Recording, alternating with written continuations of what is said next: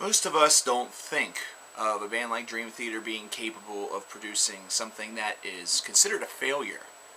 Their fourth studio album, though, is one that is largely considered as such. It was a commercial failure, 100%, but whenever you consider it for more than just that, was Falling Into Infinity really that bad of an album? Was it really considered as their weakest album by many people for a reason?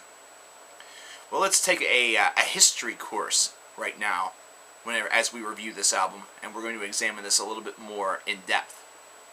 After a change of seasons, this is a band that was definitely riding high. Change of Seasons, at that point in time of their career, was probably my favorite Dream Theater song, not to mention a lot of individuals loved this track. It was one in which they had worked on since they were first starting as a band, so that getting its full release and then the covers that accompanied it were definitely a real strong representation of what the band was capable of doing, not only to their own music, but also to music that was pre-recorded by other individuals, firstly.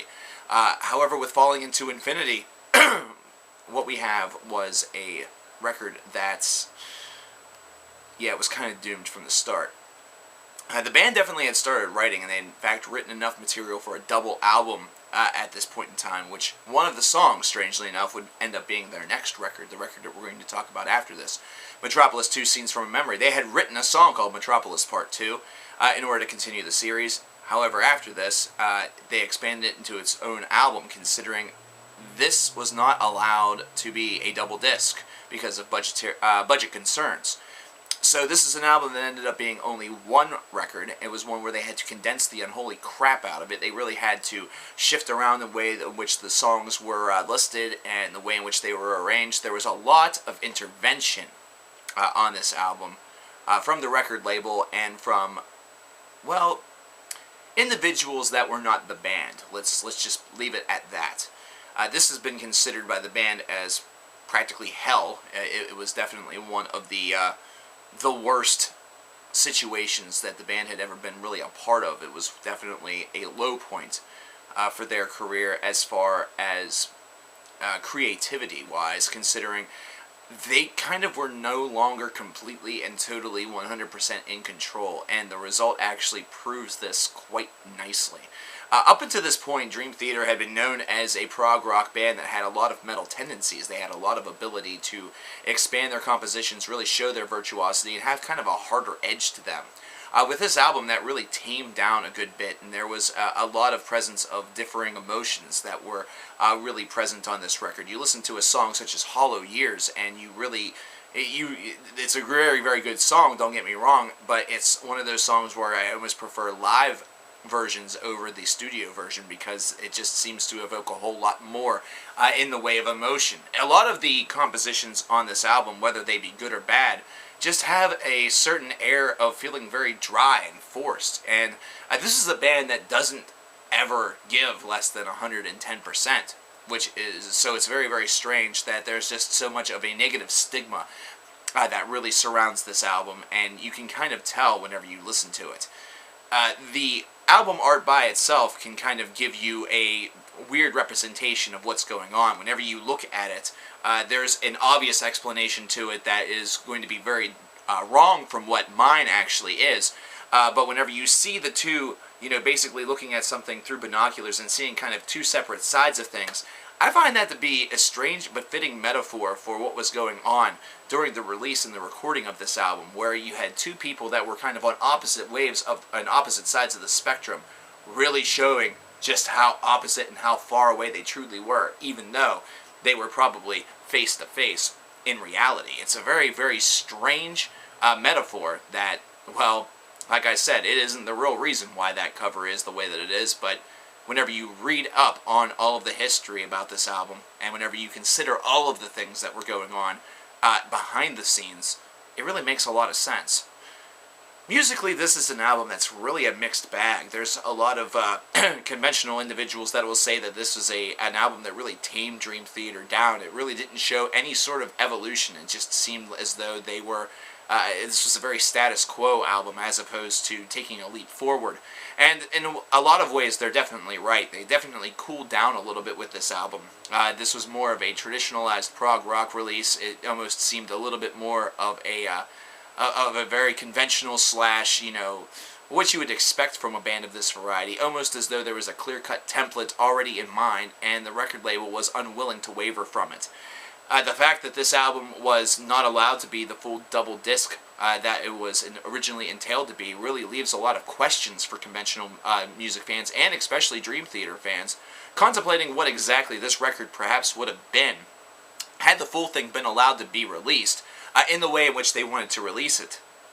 It definitely begs the questions of whether or not this album would have truly been a commercial failure, or rather, maybe this would have been their greatest success, which was about to come, but really at that time frame, you don't know that.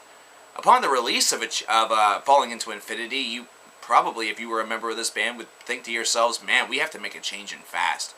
We have to do something to really break these chains a little bit, because this is not the way in which our career has to go. This is not how it can really be. Because if that's the case, then we're going to be in a lot of trouble, and we're going to be making a lot of subpar music, either that or a lot of really commercially controlled music for a long period of time. The fact that this was a commercial failure actually kind of helped them a little bit, and the fact that it kind of restored a little bit of their freedom to explore and their freedom to really craft music that really they were very happy with. And you could definitely tell the change instantaneously whenever you listen to the album that comes after this one, Metropolis 2, Scenes from a Memory. Throughout this disc, you're definitely pondering a lot about what Dream Theater was thinking whenever they were writing some of these songs. Even though they're a little bit more tame, they definitely have a little bit of an edge to them. They definitely have a lot of feeling to them, but it just seems as though this album sort of meanders along a little bit. Really, in the right setting, this is an album that could be constituted as pretty good, and whenever you consider a lot of the other classic failures of the music business, this is definitely not one that, musically speaking at least, you could really call one. This is still really good material. It's just material that seems to lack a real soul, and that's not the band's fault in this variety. It's the fact that they were basically being controlled like the cover of Master of Puppets from above, and that's something that's going to make it sound like they were controlled by God, but no, they were being controlled by those people who were going to be, packaging, recording, and releasing the album. Overall, Falling Into Infinity is definitely an album of theirs that airs on the weak side. It's definitely one that, while I don't find it to be the absolute worst Dream Theater album, it's definitely one that is really trimming that border to worst Dream Theater album. But once again, I don't really put a lot of that on the band. The band definitely had written a lot of really, really key material, really important material for this record that just was never really allowed to manifest itself into the degree in which it was really meant to be manifested, and that really hurt this album completely. This is one of those weird examples in the music business where having somebody with a little bit too much control or not enough control really does affect the product at hand, and this is definitely a great pinpoint and a great litmus test for that, 100%. I think a lot of bands will definitely, have a lot of control over their creativity for as much as they can, based around what happened with Falling Into Infinity. Like I said, not completely a terrible album. However, definitely not an album that sounds like it should. If you want to know exactly how it should sound, in 2007, Mike Portnoy released a little snippet of that, a little bit of a breakthrough in that, showing the original intended lineup of the songs and what they originally arranged to sound like, and there are definitely notable differences. So, yeah, Falling Into Infinity, definitely not a great chapter in Dream Theater history. However, one that we definitely had to talk about, and I definitely forgot about. Oops.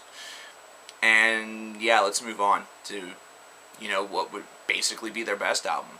Their worst to their best, pretty much.